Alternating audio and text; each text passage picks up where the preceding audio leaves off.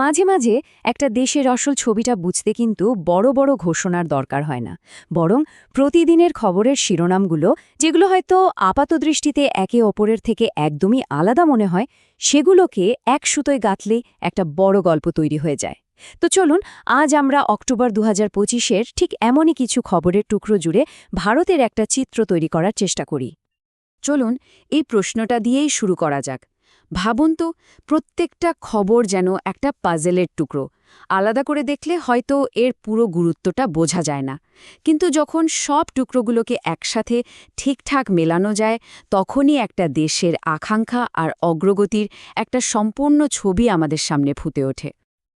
তো সবার আগে চলুন নজর দিই সেই ভিত্তিগুলোর দিকে, যেগুলো একটা শক্তিশালী ভবিষ্যৎ তৈরি করে, মানে স্বাস্থ্য আর পরিকাঠামোতে বিনিয়োগ। দেখা যাক কিভাবে দেশ নিজেকে ভেতর থেকে আরও মজবুত করে তুলছে। গোয়ায় যে ক্যান্সার গবেষণা কেন্দ্রটা খোলা হয়েছে, সেটা কিন্তু সত্যি অসাধারণ। এর সবচেয়ে আকর্ষণীয় দিকটা কি জানেন?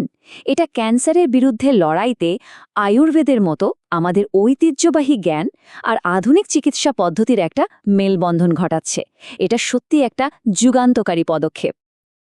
আচ্ছা, পরের ইনোভেশনটা বোঝার আগে বোন গ্রাফটিং জিনিসটা কি সেটা একটু জেনে নেওয়া দরকার।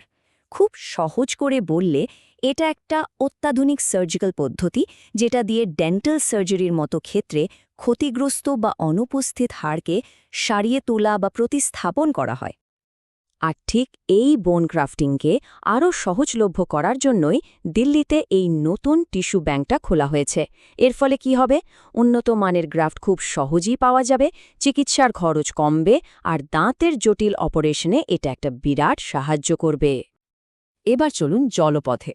চেন্নাইয়ের academy of maritime education and training বা অ্যামেট আর এপি মোলার মার্স্কের উদ্যোগে তৈরি হয়েছে দেশের প্রথম মেরিটাইম সিমুলেশন সেন্টার। এখানে ভবিষ্যতের নাবিকরা একদম বাস্তব পরিস্থিতির মতো পরিবেশে অত্যাধুনিক প্রযুক্তির মাধ্যমে ট্রেনিং নিতে পারবেন।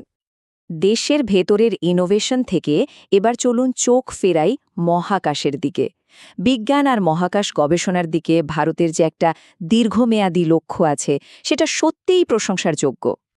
ভারতের প্রথম স্পেস অ্যাস্ট্রোনমি অবজারভেটরি অ্যাস্ট্রোস্যাটের গল্পটা একবার দেখুন। ভাবুন, যেটা মাত্র 5 বছরের মিশনের জন্য তৈরি করা হয়েছিল, সেটা দেখতে দেখতে 1 দশক ধরে একটানা কাজ করে চলেছে। এটা ভারতের মহাকাশ গবেষণার সহনশীলতা আর সাফল্যের একটা জীবন্ত উদাহরণ। অবশ্যই শুধু ভারতই নয়, সারা বিশ্বজুড়েই কিন্তু মহাকাশ বিজ্ঞান এগিয়ে চলেছে। যেমন ধরুন নাসার নতুন সৌর মিশনগুলো। এগুলো আমাদের বুঝতে সাহায্য করবে যে মহাকাশের আবহাওয়া আমাদের পৃথিবীর জিপিএস বা পাওয়ার গ্রিডের মতো জরুরি জিনিসগুলোকে কিভাবে প্রভাবিত করে। আচ্ছা, দেশের ভেতর আর মহাকাশের সাফল্যের পর এবার দেখা যাক বিশ্বমঞ্চে ভারতের ভূমিকা কতটা বাড়ছে। বিশেষ করে বাণিজ্য আর আন্তর্জাতিক কূটনীতিতে কিন্তু কিছু গুরুত্বপূর্ণ উন্নতি হয়েছে। 1 অক্টোবর 2025 থেকে ইউরোপিয়ান ফ্রি ট্রেড অ্যাসোসিয়েশনের দেশগুলোর সাথে এই নতুন চুক্তিটা চালু হয়েছে। এই দেশগুলো হল আইসল্যান্ড, লিচটেনস্টাইন, নরওয়ে আর সুইজারল্যান্ড। এর ফলে কি হচ্ছে? সোজা কথায় বাণিজ্যের বাধা কমছে আর অর্থনৈতিক সম্পর্ক আরও মজবুত হচ্ছে। আর এই শক্তিশালী অর্থনীতির একটা বড় প্রমাণ হল এই সংখ্যাটা, 700 বিলিয়ন মার্কিন ডলার। ভারতের বৈদেশিক মুদ্রার রিজার্ভ এই বিরাট মাইলফলকটা ছুঁয়েছে, যা দেশের ক্রমবর্ধমান অর্থনৈতিক শক্তিরই একটা স্পষ্ট ইঙ্গিত। এটা কিন্তু একটা বিরাট কূটনৈতিক সাফল্য। ভাবুন, আইসিএও এর মতো একটা সংস্থায়, যেটা কিনা সারা বিশ্বের বিমান চলাচলের নিয়মকানুন ঠিক করে, সেখানে ভারত আগের চেয়েও অনেক বেশি সমর্থন নিয়ে আবার নির্বাচিত হয়েছে। এটা বিশ্বমঞ্চে ভারতের ওপর বাড়তে থাকা আস্থারই প্রতীক। অর্থনীতি বা কূটনীতির মতো ভারী বিষয়ের বাইরেও কিন্তু একটা দেশের পরিচয় ফুটে ওঠে, তাই না? সেটা হলো তার সংস্কৃতি আর খেলাধুলার মাধ্যমে।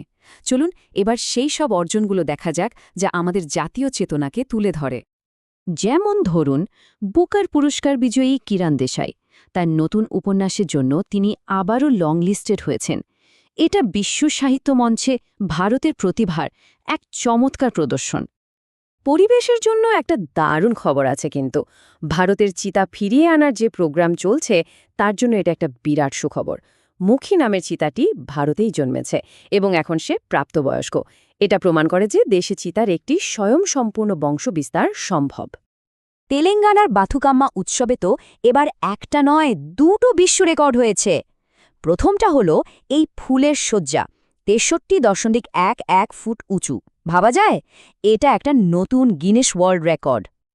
আর দ্বিতীয় রেকর্ডটা হলো 1354 জন মহিলা একসাথে মিলে একটা অসাধারণ পারফরমেন্স করেছেন, যেখানে সবার মধ্যে তালমেল ছিল দেখার মতো। খেলাধুলায়ও কিন্তু অর্জন কম নয়। এশিয়া কাপ জেতার পর আমাদের ক্রিকেট টিমকে বিসিসিআই পুরস্কার হিসাবে দিয়েছে 21 কোটি টাকা। এটা সত্যিই একটা বিশাল সম্মান। আর শুধু ক্রিকেট নয়, প্যারা অ্যাথলেটিক্সের শৈলেশ কুমারের সোনা জয়, ছোটদের ফুটবলে সপ্তমবারের জন্য স্যাফ চ্যাম্পিয়ন হওয়া, সব মিলিয়ে বিভিন্ন খেলায় এই ধারাবাহিক জয় ভারতের ক্রীড়াক্ষেত্রের শক্তিকেই প্রমাণ করে। তো আমরা শুরু করেছিলাম কিছু আলাদা আলাদা খবরের শিরোনাম দিয়ে, তাই না?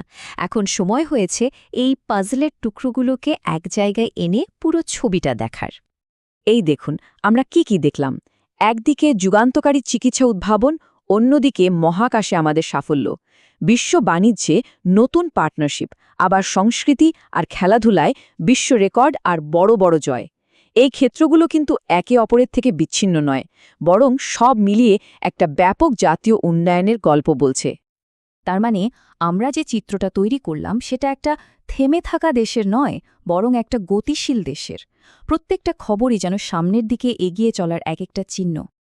তাহলে শেষ করার আগে এই প্রশ্নটাই থাক, যদি একটা দিনের ছবিতেই এই গল্পটা ফুটে ওঠে, তাহলে ভাবুন তো আজকের এই অর্জনগুলো ভবিষ্যতের কোন সম্ভাবনার দিকে ইঙ্গিত করছে? 1 দশক পরে পুরো অ্যালবামটা কেমন দেখতে হতে পারে?